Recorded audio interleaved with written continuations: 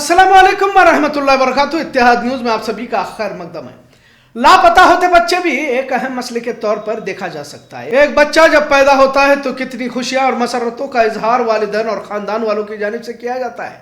आज इस बात पर बोलने की जरूरत इसलिए पेश आई क्योंकि बेलगाम के करीब धारवाड़ के सरकारी स्कूल से दोपहर खाने की छुट्टी के वक्त दो बच्चों को झूठ बोलकर एक शख्स ने मोटरसाइकिल पर बिठाया और बिठाकर उन्हें वो ले गया। दोनों बच्चे 8 और 9 साल के बताए जा रहे हैं, पर किस्मत ने साथ दिया और डांडेली के करीब मोटरसाइकिल हादसे का शिकार हुई। तीनों को अस्पताल में दाखिल किया गया तो मालूम हुआ कि बच्चों को चोरी कर ये ले जा रहा था। बहरहाल अब मुजरिम हवालात में बंद है। पर क्या आपको मालूम है कि कर्नाटक और फिर बेलगाम में कितनी वारदातें पेश इससे पहले हुई है, हो रही है। अब बच्चों के साथ कुछ लड़कियों के लापता होने की भी मामले दर्ज जरूर हुए। अब वजह अलग अलग हो सकती है, पर उमूमन कमसीन उम्र के लड़कियों में किसी के प्यार के झांसे में फंसकर वो किसी के साथ भाग जाती है, फिर इन्हीं का आशिक इन्हें बेच देता है। हासिल इत्तला के मुताबिक ये मामले भी बहुत हद तक बढ़ चुके हैं। कमसीन उम्र की लड़कियां सोशल मीडिया के जरिए किसी अजनबी के साथ राब्ते में आ जाते हैं, फिर प्यार मोहब्बत की बातें, फिर घर से फरार हो जाते हैं। अक्सर लड़कियों को बड़े शहरों में बेचने की वारदातें पेश आई है और पुलिस रिपोर्ट में यही देखने को मिलता है। वहीं छोटे बच्चों की चोरी कर इन्हें भीख मांगने लगाना या फिर मशक्कत के कामों में इन्हें गुलाम की तरह इस्तेमाल करना या फिर बच्चों का सेक्सुअल हैरेसमेंट भी किया जाता रहा है। गरीबी भी एक अहम वजह जिसकी वजह से बच्चे घरों से भाग जाते हैं। एक और अहम वजह यह भी बताई जाती है कि घरों में वालिदैन आपस में झगड़ते हैं। घरेलू झगड़ों से तंग आकर कुछ बच्चे घर छोड़कर चले जाते हैं। अगर किस्मत अच्छी रही तो किसी के घर, दुकान, कंपनी में काम कर गुजारा करते हैं। कुछ लोग इन्हें अपने घर में भी रख लेते, वरना इन्हें भी गलत कामों में लगाया जाता है। कर्नाटक रियासत में 2025 में और खासकर सरहदी इलाकों में कर्नाटक, महाराष्ट्र ने बैनुर रियासती बच्चों के स्मगलिंग रैकेट का पर्दाफाश भी इसी बेलगाम में किया गया था।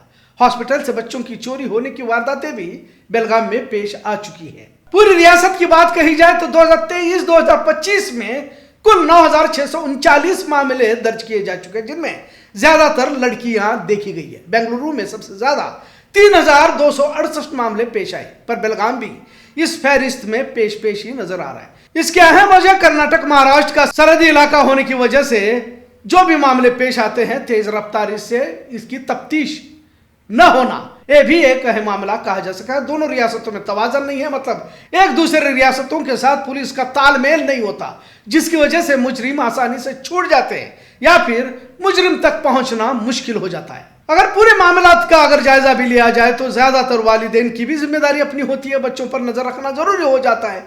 अक्सर दोपहर के वक्त चहल पहल कम रहती है और खासकर अगर देहातों की बात कही जाए तो, और कुछ भिख मांगों के लिबास में आ जाते हैं, छोटे बच्चों को झोली में डालकर ले जाते हैं। अक्सर औरतें ही बच्चों को चोरी करते हुए पाया गया। कुछ बच्चों को नशीली चीजों के बिस्किट देते हैं तो कुछ बच्चों को क्लोरोफॉर्म सुंघाया जाता है। कर्नाटक में कुल बच्चों के लापता होने के आंकड़े बढ़ते ही जा रहे हैं। खासकर बेलगाम को उन शहरों में गिना जाता है जहां से 18 साल से कम उम्र की कमसिन लड़कियां गायब होने में पेश कहा जाता है। बच्चों का आंकड़ा कुछ हद तक कम जरूर कह रहे हैं क्योंकि पहले के मुकाबले में रिपोर्टिंग ज्यादा हो रही है और सीसीटीवी भी जगह जगह पर पाए जा रहे हैं। हेल्पलाइन भी जारी की जा चुकी है। कर्नाटक में 9,000 से ज्यादा बच्चे और लड़कियां लापता होने का आंकड़ा यकीनन लम्हे फिक्र कहा जा सकता है। जैसा हमने ऊपर कहा कि छोटे बच्चों का आंकड़ा कुछ हद तक कम कह जरूर सकते हैं, लेकिन इस तरह 700-800 बच्चों का गायब होना भी कोई कम नहीं है। इसे भी लम्हे फिक्र कहा जा सकता है। और ये क्या पैगाम देता है, उन वालिदैन की क्या हालत होती होगी जिन्होंने उस मासूम बच्चे को अपनी जिंदगी का मुस्तकबिल समझ रखा था। आखिर के जहनियत के लोग इस समाज में रहते हैं। हुकूमतें सख्त इक़दाम तो करती हैं, पर शहरियों की भी अपनी जिम्मेदारी होती है। एक रिपोर्ट के मुताबिक शहरों से ज्यादा देहातों में छोटे बच्चों को गायब करने की वारदातें पेश आ रही हैं। आखिर उस बच्चे का क्या कसूर कि उसकी किस्मत इस तरह कुछ जालिम लिख देते हैं। बच्चों को मुंबई, कलकत्ता, हैदराबाद जैसे बड़े शहरों में सिग्नल पर माजूर बनाकर भीख मंगवाया जाता है। यकीनन गैर इंसानी सुलूक तो है, पर जिनमें हैवानियत बसी हो उन्हें क्या लेना देना। अस्पतालों से बच्चे चोरी किए जाते हैं, कुछ जगह पर तो खुद अस्पताल के मुलाजिम मुलविस होते हैं। खैर, धारवाड़ की उस वारदात ने इस मौजू पर बोलने पर मुझे मजबूर कर दिया, लेकिन कई वालिदैन भी गाफिल होते हैं। छोटे बच्चे सड़कों पर यहाँ वहां यूं ही घूमते रहते हैं, किसी तरह का ख्याल वालिदैन को नहीं रहता। बाज औकात हादसे का शिकार भी हो जाते हैं। कई बार हमने ये भी देखा है कि माओ की लापरवाही से बच्चे पानी की टंकियों में गिरकर मर जाते हैं। याद रखो, बच्चों की अहमियत उन माँ बाप से पूछो जिन्हें औलाद की खुशियां मयसर नहीं होती या तो फिर पैदाइशी माजूर होते हैं। जैसे हमने ऊपर कहा कि घरेलू झगड़ों की कीमत भी कई बार देखा जाता है कि मासूम बच्चों को चुकानी पड़ती है। जिंदगी है तो कभी खुशी कभी गम रहेगा, लेकिन यहां भी छोटे बच्चों को लेकर खुदकुशी करने वाली माओं को देखा जाता है। आखिर उन बच्चों का क्या कसूर जिसकी कीमत तुम्हारे जिद और हठधर्मी की उन्हें चुकानी पड़ती है।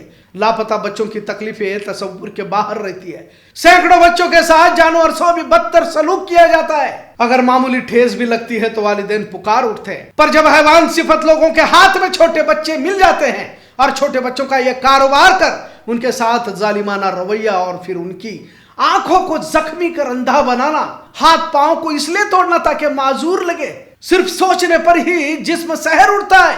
हमेशा अल्लाह रब्बुल इज्जत से दुआ करे कि औलाद की आजमाइश से बचाए और छोटे बच्चों पर निगरानी जरूरी है। लापरवाही की कीमत उम्र भर चुकानी पड़ती है। बेलगाम सरहदी इलाका होने से इस तरह बच्चों की चोरी की गुंजाइश ज्यादा हो जाती है। जो लड़कियां इश्क माशूकी के चक्कर में घरों से भाग जाती हैं, वो तो कीमत चुकाती है, क्योंकि हराम कामों का नतीजा इसी तरह बरामद होता है। आखिर में अब्दुल हमीद का शेर, एक गलत कदम उठाता रहा है शौक में, मंजिल तमाम उम्र मुझे ढूंढती रही। लिहाजा छोटे बच्चों का ख्याल रखे, स्कूल में किसी अजनबी के हवाले बच्चों को न करने की हिदायत दिया जाए। धारवाड़ में 2 बच्चों को मोटरसाइकिल पर बिठाकर ले जाया गया। अगर एक्सीडेंट न होता तो शायद बच्चे वालिदैन की तरफ न लौटते। हर बार किस्मत हमारे हक में फैसला नहीं देती, इतना जरूर। आज का मौजूद कैसा लगा इस पर जरूर कमेंट करें। इत्तेहाद न्यूज़ देखने के लिए शुक्रिया। अल्लाह हाफिज।